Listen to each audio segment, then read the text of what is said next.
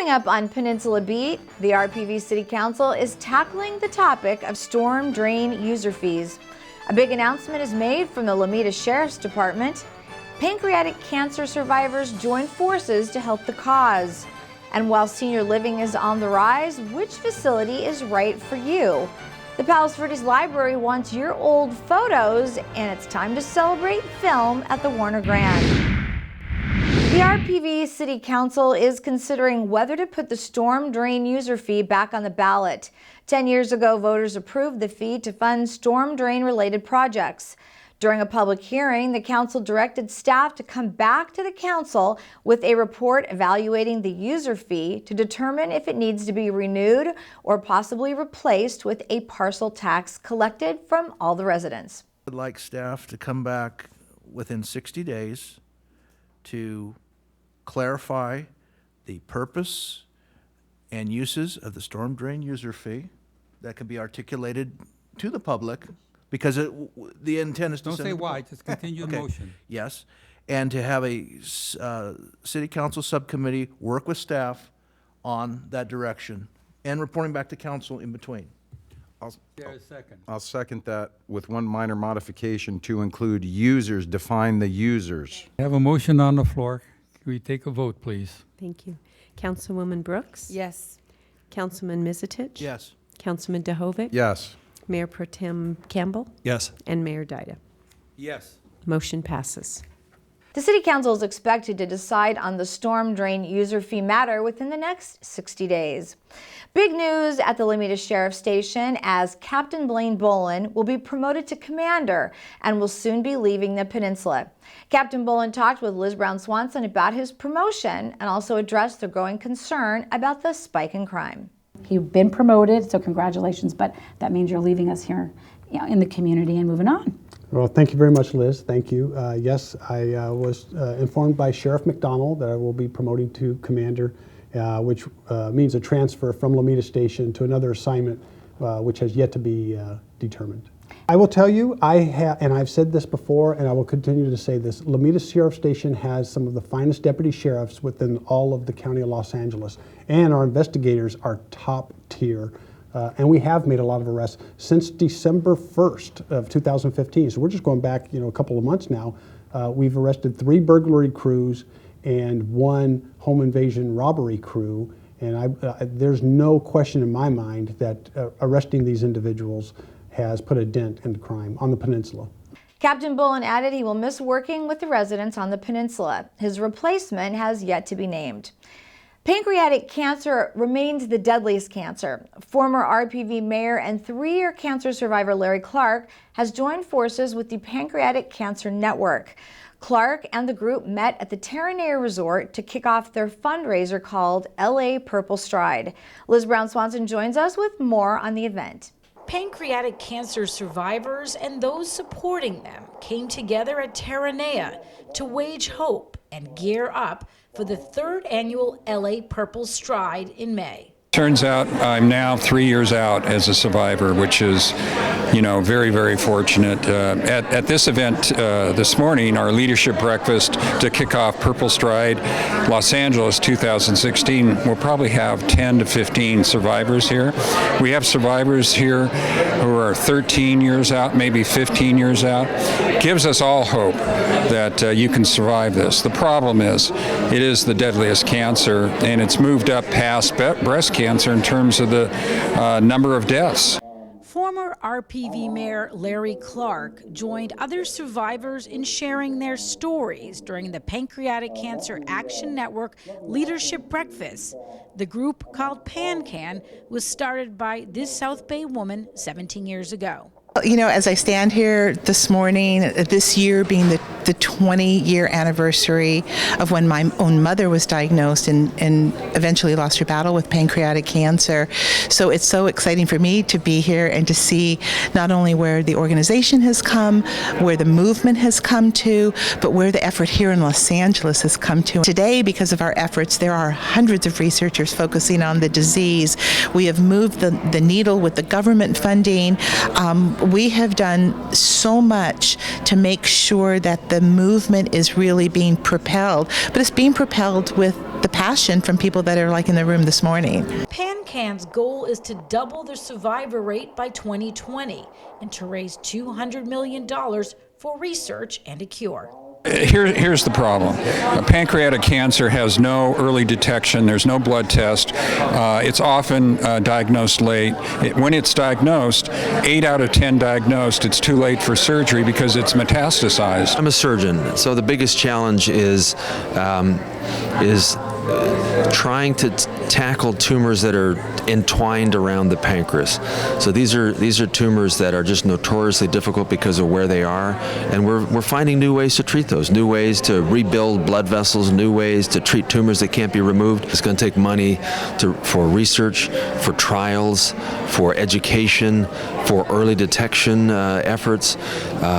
And that's part of what we're doing with Purple Stride LA. So we advocate for increased federal dollars going into pancreatic research. We support patients through our Patient Central program, whereby if a patient, their family, if they get a diagnosis of pancreatic cancer, they can pick up the phone and call and speak to one of our associates, and they provide them with the most up-to-date information so that they're making informed decisions about their journey. It's been quite a journey, actually, and started not with myself, but in finding out that my grandmother had died from pancreatic cancer, and I've also lost my father to pancreatic cancer, my uncle, and my mother 2 years ago. I was diagnosed in 2002. What I think has helped me beat it is the early diagnosis. In terms of Purple Stride, the first weekend of May, it's the 7th of May, I believe, Saturday the 7th of May, and it's at Exposition Park, and we're going to have a Sea of Purple. It's a 5K walk and run, but it's an incredibly moving movement of people who are passionate and want to see pancreatic cancer be cured. Today's gathering here at Terranea was yet another step forward in crossing the finish line in the fight against pancreatic cancer. If you're interested in becoming involved in this cause to wage hope and find out more about the LA Purple Stride, you can log on to PanCan's website at pancan.org. I'm Liz Brown Swanson reporting for RPVtv. Peninsula residents interested in participating in the 3rd annual Purple Stride can join Larry's team or form a team of their own. For more information, you can log on to the website at purplestride.com. Coming up next, information about senior care that you need to know. And as we come up on the Academy Awards, a local film festival is taking center stage. Recently, there has been an increase of burglaries in our community. The Sheriff's Department and the Police Department are working hard to combat the problem, and they would like you to get involved. If you see something, say something. If you see something out of the ordinary in your neighborhood, take pictures and call the police. Be on the lookout for unidentified vehicles or persons in your neighborhood, and write down license plate numbers and vehicle descriptions so you can give accurate information to law enforcement. Get to know your neighbors and form a neighborhood watch.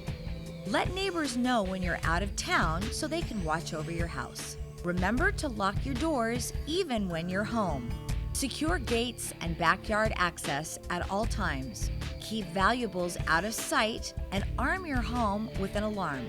Never let strangers inside of your home. Request identification from people who claim they need to work on your house or say they're from the utilities company. If you see something, say something. Let's prevent crime together. For more information on crime prevention, go to the website lomita.lasd.org.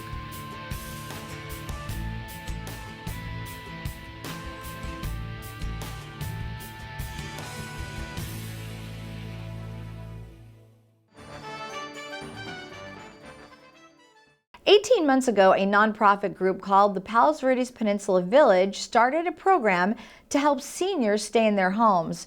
Since the group has hired a new executive director, they are taking new members.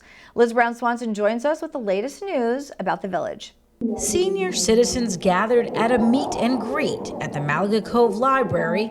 They were meeting Colleen Cotter, the new executive director of the Palos Verdes Peninsula Village. When I heard about the concept, I thought, wow, what a great opportunity to be on a ground floor level of starting this nonprofit. And it had such an incredible support system already. And for 2 years, the team, the Peninsula Village team, had been researching and doing all of the things that you need to do before you launch a nonprofit. I'm from Little Sisters of the Poor, and I've worked with seniors, and I just thought this is just an awesome opportunity, and I'm very fortunate. The village concept started over a decade ago in Boston, and it really took root and went viral because people recognize we're living longer, we're healthier, and we want to stay in our own homes as long as we can, but we know that at some point we may need some help.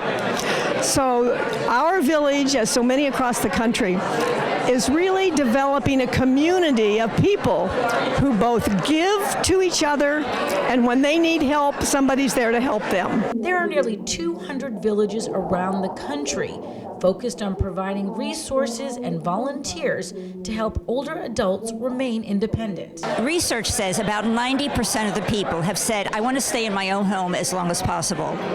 So the village is a community-based membership concept that really is going to change and is changing the way people experience aging. They have now more options. If one can't change a light bulb or take out the trash can, that should not necessitate going into a senior community.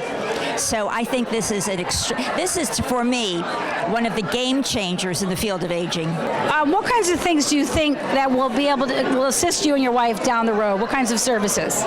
Well, if we need some assistance with transportation, going to a hospital or going to a doctor, getting pharmacy, those sorts of things, referrals for home repairs, having some assistance with knowing how to get that done. The village organization is working with the group Peninsula Seniors in an effort to offer as many services as possible. We are what we call a community sponsor for the village, and the idea is that Peninsula Seniors, which we provide activities, mental and physical and social opportunities for seniors, but we do not go into their homes. So the village is a complementary activity to Peninsula Seniors. We're just hoping that everyone that hears and needs this concept will join and become members and volunteers in our village. The organizers of the Village Movement were very excited about the turnout today here at the Malaga Cove Library, and if you want to get involved, become a member, or just volunteer, you can log on to their website at peninsulavillage.net. I'm Liz Brown-Swanson reporting for RPVtv. And if you're looking for senior care at an assisted facility, then Belmont Village Senior Living may be the right choice for you. Mark J. Dottie takes us on a tour of the facility. Belmont Village is a community built for seniors who need some assistance with their activities of daily living. And where exactly is Belmont Village? We're located on Crest Ridge Road. We're just around the corner from the Palos Verdes Art Center. Let's say I'm a resident and I have an aging parent. At what point should I start the conversation with Belmont Village about them staying here? Well, we offer a lot of tours here 7 days a week, so families will come in primarily fact-finding to gather up some information about Belmont, what services we provide. I spend time with the families to hone in on what their levels of care are going to be. Is it always full-time care or is there part-time? Well, we have here at Belmont 24-hour licensed nurses plus trained staff to assist residents with their bathing, dressing, and grooming if it's needed. And so it's all levels of care? It'll be all levels of care, yes. What's it like when someone first walks into Belmont Village? Well, what we always like to do is, as part of their visit and tour with us, is to give them a feeling of Belmont Village so that they get a good idea of what services we can provide. We have some staff people that have been here since we've opened our doors, and one of them is Sharon Cyphers, who's at our concierge desk. She does a phenomenal job with just getting the residents comfortable, getting them situated, offering them coffee or some water, and just kind of making them feel right at home. And that's what we're all about, is to make each visit meaningful for them. What's the minimum age requirements, and what's an average age of your clientele? I like to explain to families that we accept residents at 62 and above. We do make some exceptions, especially for families that maybe are dealing with a loved one that has memory impairment.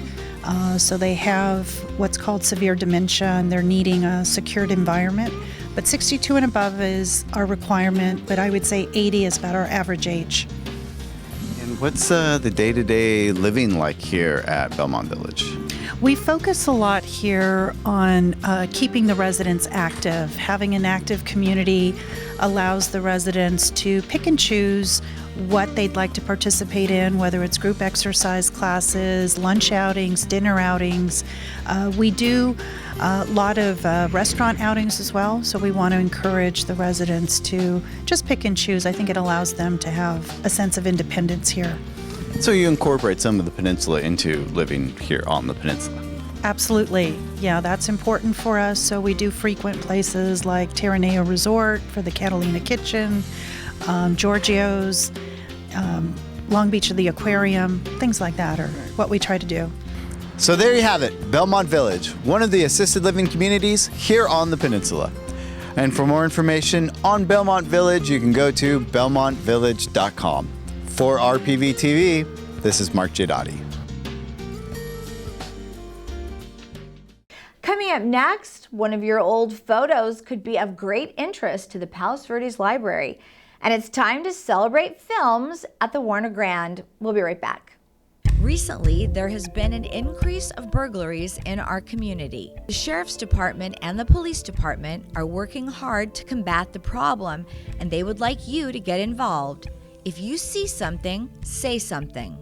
If you see something out of the ordinary in your neighborhood, take pictures and call the police. Be on the lookout for unidentified vehicles or persons in your neighborhood and write down license plate numbers and vehicle descriptions so you can give accurate information to law enforcement. Get to know your neighbors and form a neighborhood watch. Let neighbors know when you're out of town so they can watch over your house. Remember to lock your doors even when you're home. Secure gates and backyard access at all times. Keep valuables out of sight and arm your home with an alarm. Never let strangers inside of your home. Request identification from people who claim they need to work on your house or say they're from the utilities company. If you see something, say something. Let's prevent crime together. For more information on crime prevention, go to the website lomita.lasd.org.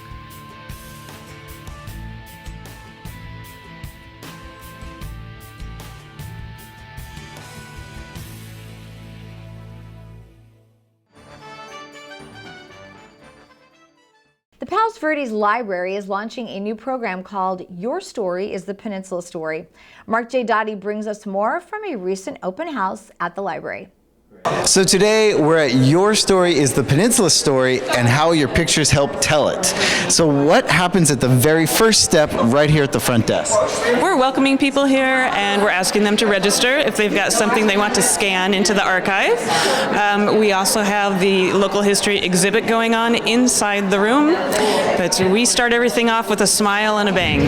What we're trying to do is to combine showing people what the materials are in the local history center, so we raise awareness of the types of materials we have, and also to get them familiar with this whole idea of what scanning photographs and the value of scanning photographs and making them part of the history of the peninsula is. So we're holding this and kind of walking them through the process. It's kind of a soft launch. We're having a couple more of these, one per month in the next 3 months. Walk me through today's event. Okay, so from the start, you walk into the event, and if you've got photographs that you want to contribute, you go through a process of explaining what the photograph is, you say why it's important to you, and then you're escorted in here. And we have 2 scanners set up where people, where our scanners will scan it, and we document everything about the photograph. And then we give you the photographs back. So we scan it, we give it right back to you, so you can always hold on to your originals. And then that, if you're a contributor, that's basically the end of it. And then the other part of it is just walking through the exhibit. And what we have on exhibit today are the different types of, or the different projects that the local history center does. The library was given about 20 handheld scanners, little mini scanners that are battery operated, and it's called the Flip Pal, and you can scan, you can check these out from the library, so you can come to the library free of charge, check out a Flip Pal and scan your own photographs and your own photo albums or whatever it is that you want. Not just restricted to photographs, you can actually use it on 3D objects like a quilt or something, and you can piece it together. So it actually has a lot of different functions or things that you can do with it. Well, we just caught Dana here, who was almost on his way out. But Dana, how did you hear about today's event? I saw it on the internet and wrote it in my book and decided I had to come. And did you bring a photo today? I managed not to, although I do have the original art jury book of rules and regs from 1926 in my office, and I'm going to run over to my office and get it and bring it back. And you know that in the future there will be more of these events, so you can save the rest of those photos, bring 3 at a time for future events. Right, I'll be locked and loaded next time. And remember, today is all about the local history room, and we're here with one of the volunteers, Ruth Dottie, who happens to be my mother. And what days can they come visit you at the history room? On Wednesdays from 10 to 1. Check your local listings. That's it. Well, for RPVtv, this is Mark and Ruth Dottie. Back to you, Maria. The 13th annual LA Harbor International Film Festival is just around the corner. The festival takes place March 3rd through March 6th at the historical Warner Grand Theater. Liz Brown Swanson gives us a sneak preview of the event. Yes, it's showtime. The 13th annual LA Harbor International Film Festival is about to set sail at the Warner Grand Theater, and organizers of the 4-day cultural event gathered at Portugal Restaurant to launch the festivities. Our logline, as you say in the movies, is to create a cinematic bridge between the people of the region and the people of the world. So everything the film festival is about is not only celebrating the cinematic arts and the movies, it's trying to expose the interesting culture and history that we have here in this region and bring people here. The festival showcases films and documentaries to entertain and educate all ages, and features a Read the Book, See the Movie program and a red carpet night. Kicks off with Read the Book, See the Movie, which is our free education outreach program, and we do have the Rolling Hills Prep Renaissance School participating. This year it's the Adventures of Tom Sawyer, and simply stated, it's a program that promotes literacy and a more thoughtful way to view a film. On Saturday we have New Filmmakers LA back for the 4th time. It's 19 short films, and I mean short, 1 to 5 minutes. On that evening we have our traditional Hollywood Nostalgia tribute, starting with our rouge carpet reception, because this year's film is Cole Porter's Can-Can. The next day, the closing day, is called Doc Sunday. I'm a documentary filmmaker. I'm an independent filmmaker, and I've been that for years. And this documentary, Bridging the Divide, Tom Bradley and the Politics of Race, is really an opportunity to understand and to learn about Los Angeles in a different way, and to really tell the story of Tom Bradley, who was the first African-American mayor of any major American city with an overwhelmingly white majority. And so his story had not been told, and so I'm very excited to tell the story and to be here as part of the Harbor Film Festival. You're a graduate of the USC Film School, Frank Brown. This is special to you. What do you enjoy about the film festival when it comes? I think it's a wonderful, wonderful, wonderful time of the year. You're looking forward to the weekend of film after film. Well, Liz, we really came to celebrate with Stephanie the 13th festival. It's very exciting. We haven't come to all 13, but we are going to try in advance. But it's exciting to come. I always enjoy the red carpet, a special event. Many years, one of the stars from the movies from the 50s and 60s actually attend and participate, and so that's a real thrill.